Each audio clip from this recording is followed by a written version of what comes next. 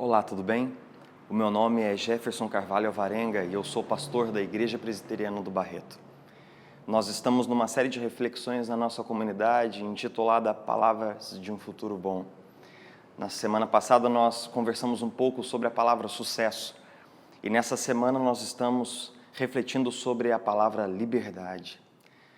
Talvez a nossa geração tenha sido uma das gerações que mais escreveu, mais refletiu e mais militou pela liberdade. Liberdade política, liberdade econômica, liberdade de expressão, liberdade sexual, liberdade em todos os sentidos. Nós frequentemente somos banhados por imagens de liberdade. Nós somos convocados a conquistar a nossa liberdade. Mas afinal de contas, do que nós estamos falando? Liberdade do quê? Liberdade para quê? Talvez a nossa geração tenha definido a liberdade como fazer o que eu quiser, quando eu quiser, se eu quiser. Isso levou a um profundo afrouxamento das relações e de todas as obrigações que pudessem nos roubar a liberdade ou mitigar a nossa liberdade de alguma maneira.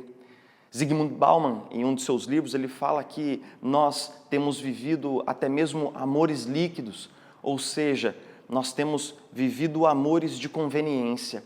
Eu me comprometo com o outro, enquanto isso não restringe de alguma maneira a minha liberdade. É engraçado que, como já diriam os engenheiros do Havaí em uma de suas músicas, eu pensei que isso era liberdade, mas na verdade eram as grades da prisão. Eu pensei que era liberdade, mas era só solidão. É engraçado que na busca pela liberdade, nós nos encontramos aprisionados pelo pior tipo de escravidão que pode existir, uma escravidão sutil, sombria, a escravidão a mim mesmo, a escravidão a um estilo de vida completamente autocentrado e egoísta. Quando as Escrituras falam sobre liberdade, elas falam de liberdade em um tom completamente majestoso e imponente.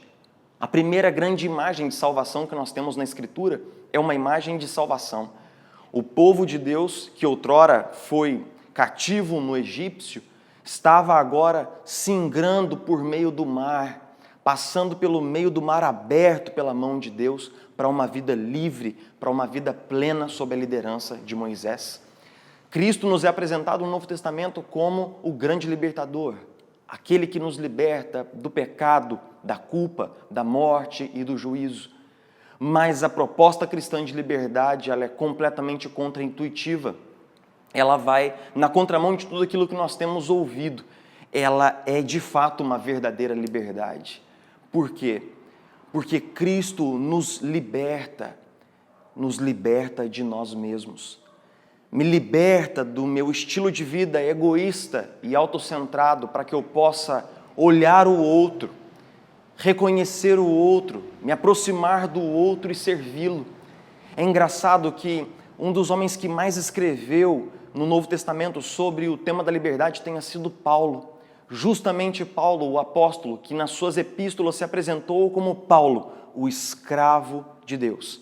Paulo, o servo.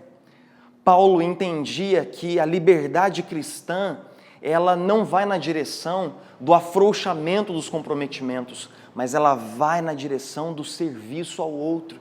E esse é um grande paradoxo que a fé cristã nos apresenta. Ser livre é ser livre para ir na direção do outro, amá-lo, servi-lo, me comprometer com ele. É engraçado que Paulo tenha definido a liberdade cristã de uma maneira tão tremenda, porque Paulo era, na verdade, aluno de Jesus. Jesus é o nosso libertador e Jesus expressou de maneira colossal na cruz do Calvário o que essa liberdade cristã quer dizer. Quando Jesus nos libertou, se dando em nosso lugar, se doando em nosso lugar, se entregando por nós. Cristo se fez prisioneiro no nosso lugar para nos libertar. E é exatamente essa a proposta do Evangelho.